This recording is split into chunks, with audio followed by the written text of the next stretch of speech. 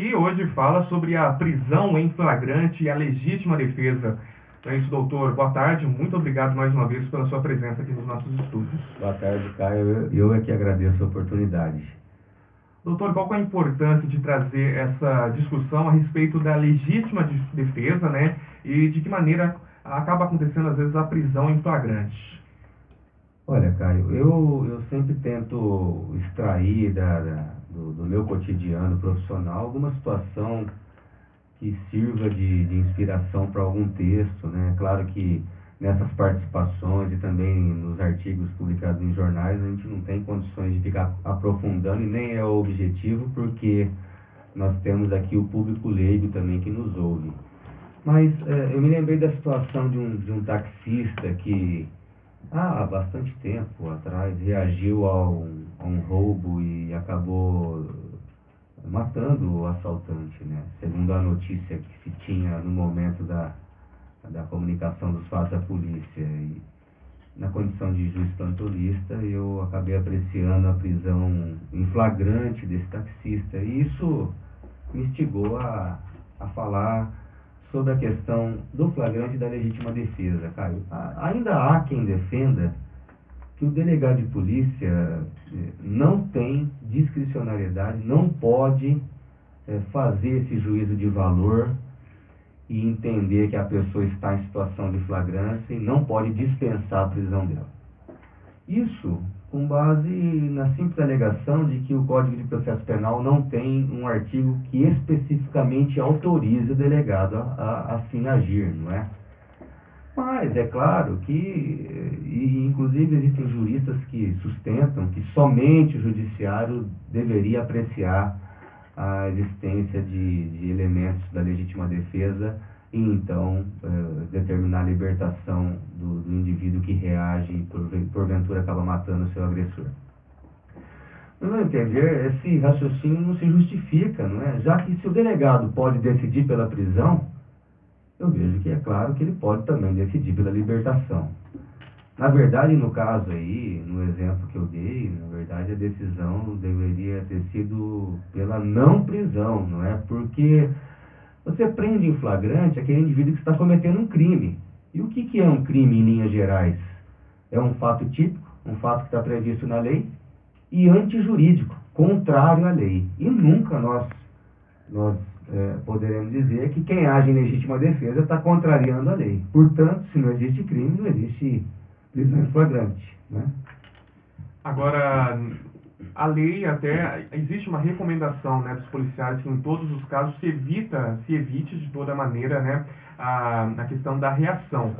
Mas aí acabam acontecendo situações aí que acabam fugindo aí do normal, fugindo do cotidiano, em que uma dessas foi essa questão que o senhor abordou aqui no início da sua participação, né? De que forma, então, que a legislação deve tratar esse assunto? Claro, claro que nós não estamos aqui estimulando, desculpe, nenhum tipo de reação, Com toda né? certeza. Mas, ao mesmo tempo, todos estamos sujeitos a reagir por impulso até, ou porque as circunstâncias possam favorecer muito essa reação. E aí o que não pode acontecer é o delegado acabar prendendo em flagrante aquele que reagir, claro, se todos os elementos ali colhidos até o momento indicarem que essa reação foi necessária, foi imprescindível, né? Foi moderada, proporcional à agressão e que o indivíduo se valeu do instrumento que estava à sua disposição.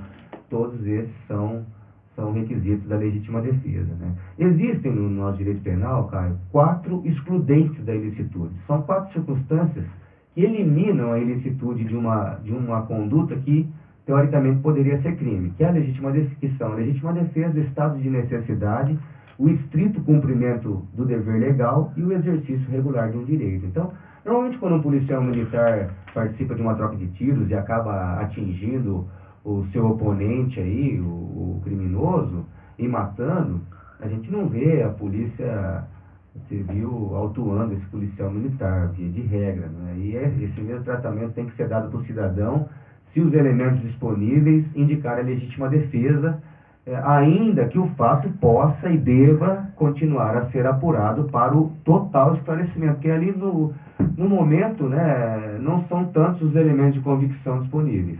É claro, até é bom deixar claro aqui para o ouvinte, né, que é importante que o delegado, no momento do caso, ou mesmo a justiça, consiga esclarecer todas as circunstâncias que levaram àquela legítima defesa, ou mesmo para entender o caso a fundo. Sim, sempre que há uma morte, um inquérito policial é recomendável para elucidar totalmente o fato, né? Mas a questão é que prender em flagrante sobre esse argumento de que não caberia ao delegado fazer análise da legítima defesa, no meu ponto de vista não tem sentido, não é sensato, e tudo que não é sensato, o direito repele, né?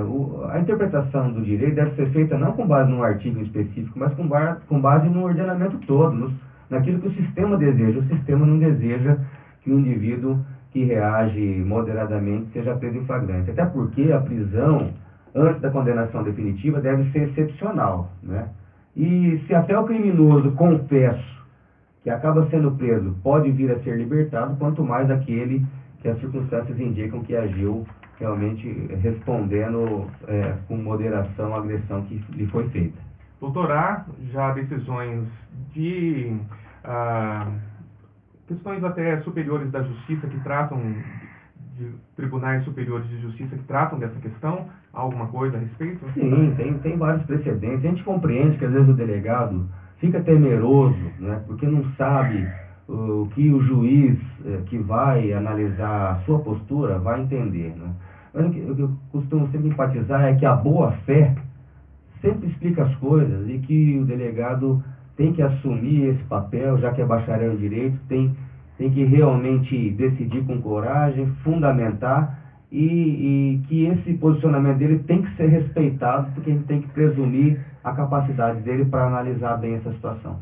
Doutor Adriano Ponce, juiz de direito do Juizado Especial Cível de Lins e também professor do Unisalesiano, mais alguma questão a complementar sobre esse assunto, doutor?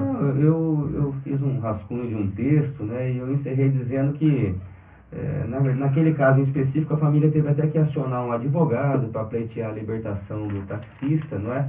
E que se esse posicionamento que eu defendo aqui agora do delegado realmente decidir fundamentar e não lavrar o auto de prisão prevalecer, talvez a família tivesse prevalecido, talvez a família tivesse entendido melhor o verdadeiro objetivo do nosso sistema punitivo, né?